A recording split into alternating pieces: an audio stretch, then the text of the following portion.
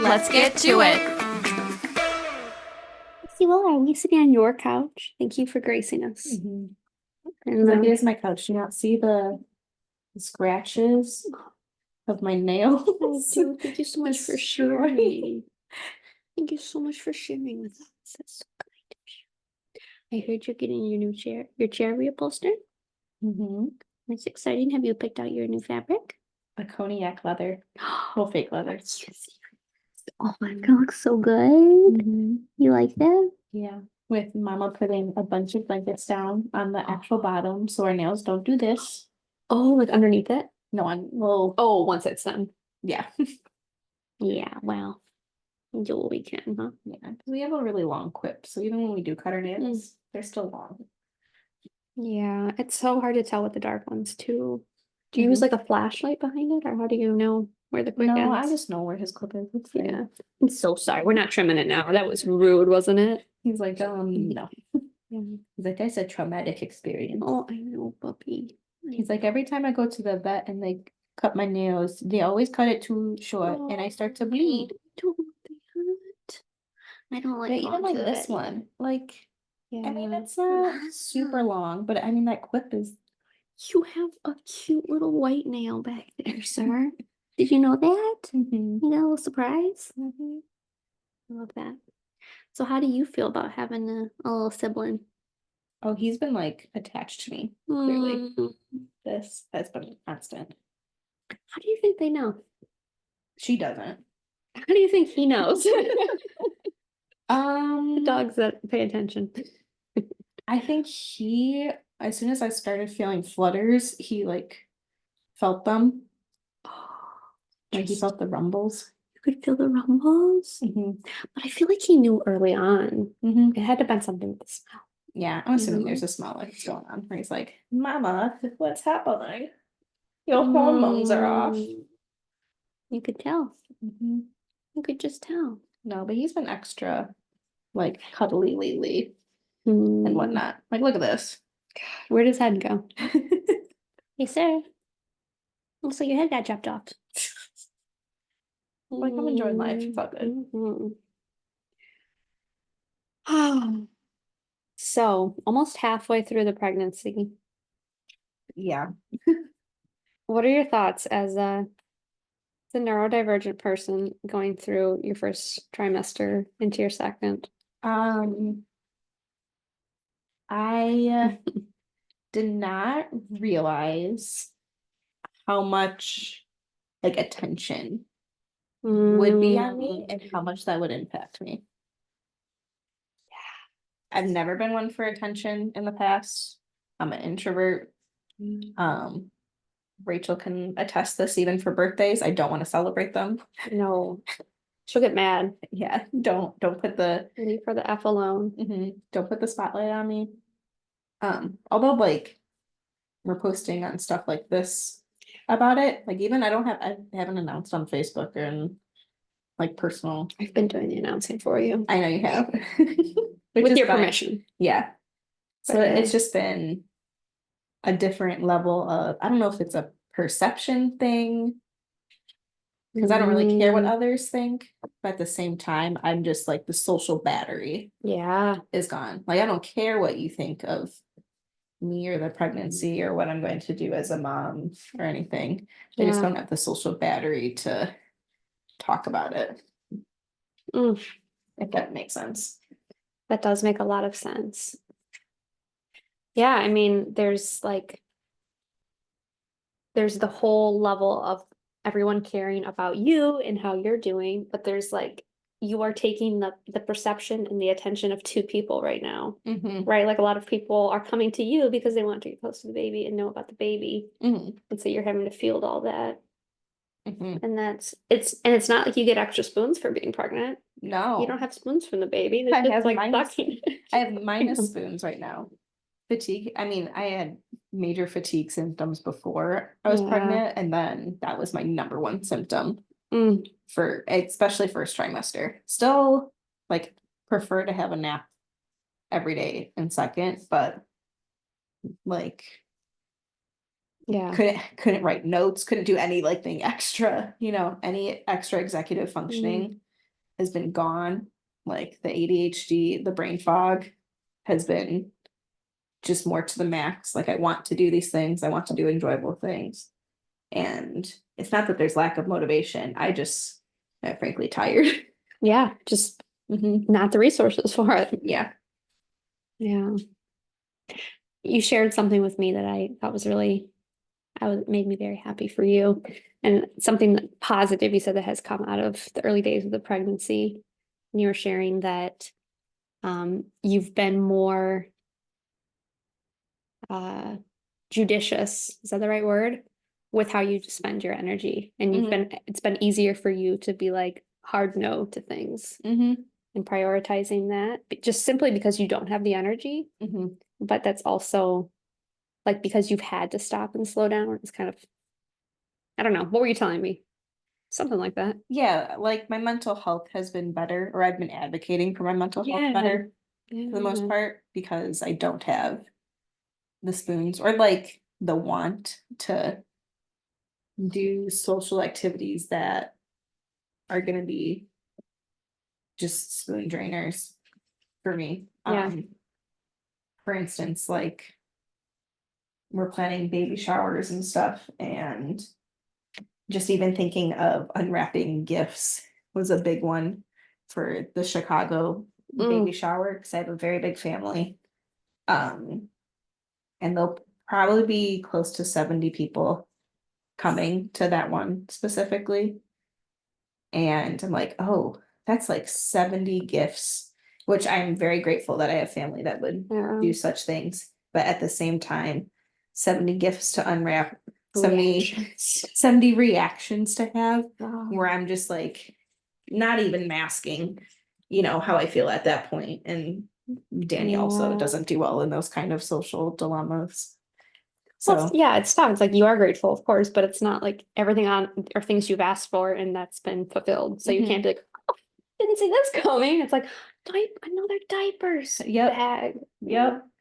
Exactly. So learning to prep almost for those social engagements and having hard no's. Yeah. Whether people like it or not is fine, but I've been having better mental health boundaries with specific relationships and their perceptions of me. Like I have kind of always had I don't really care what you think of me kind of attitude. Yeah. But I would say it's kind of amped even extra, where it's like, I just don't have the energy to care what you think of me now. Right. Doesn't he have such good plucks? Incredible. So in other avenues, how do you feel like pregnancy has impacted your mental health? So far so good. I'd say I've been like having extra awareness of my interoception lately. Okay. I've always had hyper awareness of interoception that happens in me. So like knew I was pregnant like 2 weeks in to the pregnancy, was had never been pregnant before. So it's not like you knew based on experience. Yeah. No, missed my period by 5 hours and was like, well, all right, I guess it's official. Go get a test. Kind of, and not that I like wasn't happy for the results or something, but just kind of knowing that I was already so aware, like at that X amount of week mark. And that's kind of stuck throughout the entire pregnancy. Like, oh, I'm feeling flutters and stuff. And even doctors are like, oh, like that's like exactly when we're supposed to be feeling this. And you're like feeling it a week or two early. I'm like, yep.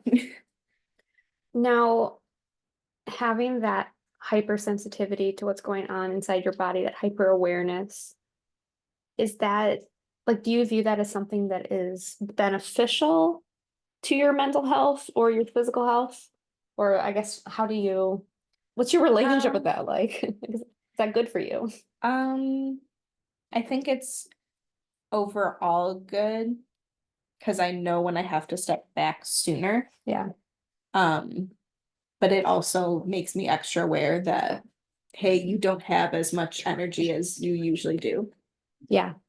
So it's kind of a double-edged sword almost, because I'm aware that the downfall will come, Yeah. or like that the downfall is coming. You can anticipate it, which sounds like a good thing for planning and advocating, but then also when you know it's coming, it's kind of takes away from the present when it's not already there. Yeah, exactly. Yeah, that makes sense. Physically, have there been any dramatic like symptoms or side effects? And have there been anything that has actually improved physically? Then morning sickness Okay. specifically was really bad first trimester. Okay. I was good until like week 9 and then went downhill really fast Yeah. with I had a cold, and with the cold on top, like it just all of a sudden came hitting me like a wave. And yeah, you seemed really energized those first like 8 weeks. Yeah. He was like, I feel great. Yeah, feel fine. Nothing's like major's happening. No stuff is happening to my body, but nothing like major. And then yeah, as soon as I got really sick, it went downhill really fast physically. And I don't think I've really recuperated from it. And maybe that's like the symptom of whatever the cold I had was. Because I took all the tests, was not RSV, was not any of the flus, was not COVID. But I've been hearing like stories from people saying that they've had like a 6-week cough and like several month fatigue. So with that and being pregnant on top of it has not been fun. Yeah, like you were kind of easing into the more intense symptoms when you're already at a deficit from this prolonged sickness you had. Yeah. So it just probably intensified. Yeah. And I had like 102 fever for days. It was stress, Stephanie. Days. Were you stressed or was I doing all the stressing for you? I mean, I was stressed, but I'm also, I don't want to say a matter of fact person, but whatever happens, happens type thing. Like I can't control it. No, I can try to prevent results from happening, but at the end of the day, I can only do so much prevention on my own. Yeah. So it's a healthy outlook to have. How have your migraines been? I've had a couple bad ones, but they're not as often. So for people that don't know, I have chronic migraines. So before getting pregnant, I was taking like the Emgality shot and whatnot, and have just from pets. Just from pets. Just some pets. You're a little bit stinky. I'm not gonna lie, my hands are kind of stinky. Yeah. It's so worth it. You're so lovely. Sorry. You're good. Having like some small tumors and small like cysts and stuff in the brain cause migraines to happen and stuff. And I haven't been feeling as many migraine symptoms, but when I do, it's been really, I don't want to say debilitating in the sense of before I like couldn't leave my floor of my bathroom because it was cold and I had all these like cooling packs on me and just like the vertigo and everything was bad, versus like I just couldn't keep anything down. Yeah. So still like in pain, but more so like I'm just walking and puking. So I have to stay by the toilet because I'm just puking nonstop. Jeez. So just a different type of migraine symptoms than I'm used to. Again, like in that first 9 weeks, I think you were telling me you didn't have any migraines, right? And that's probably the longest you've been a long time without migraines. Without medication. Without medication too. Yeah. That's been, I remember you telling me that was really tough, is the fact that you can't take a lot of the medications that you typically are able to take to manage symptoms. Yeah. I haven't been able to do any like preventative care type things or with like migraines. Yeah, because usually because I'm hyper aware, I know when a migraine is going to occur and I can prevent it from happening with some of my preventative medications. So it just becomes a headache and that's it. And I haven't been able to take any like abortive or preventative medications because of it. Yeah, that's brutal. What about like I know that I know you said you haven't like had a diagnosis of it, but I know you experienced some like dysautonomia symptoms, like tachycardia and whatever. Have you noticed any differences with those kinds of sympathetic responses, I guess? Not as much as I used to. Okay. I feel like in the past week, I would say I definitely feel an increased heart rate and stuff, which apparently is normal at this 16-week stage. So, but nothing like before where talking about like POTS with my doctor and stuff. It's more aligned with symptoms that I have. Nothing kind of like that. Okay. Still craving salt. So there's still like some underlying things of that, but yeah, nothing to the extreme. Maybe in general, like with the fatigue and whatnot, I like physically can't run after clients and stuff if they elope and everything like I used to. But yeah. So a little bit of like endurance or respiration, a little more taxing. Yeah. But we'll see what the next 2 trimesters. You're almost halfway there, lady. Yeah. 16 and a half weeks. We'll see what the next trimesters entail. And I'll keep everyone updated as like a pregnant neurodivergent person. Yeah, multiply, who has chronic conditions too. If they think that's a lot of our folks too. I think that's a consideration that people have, like, how will I manage my chronic conditions while I'm pregnant? So thanks for sharing, Steph. Yeah.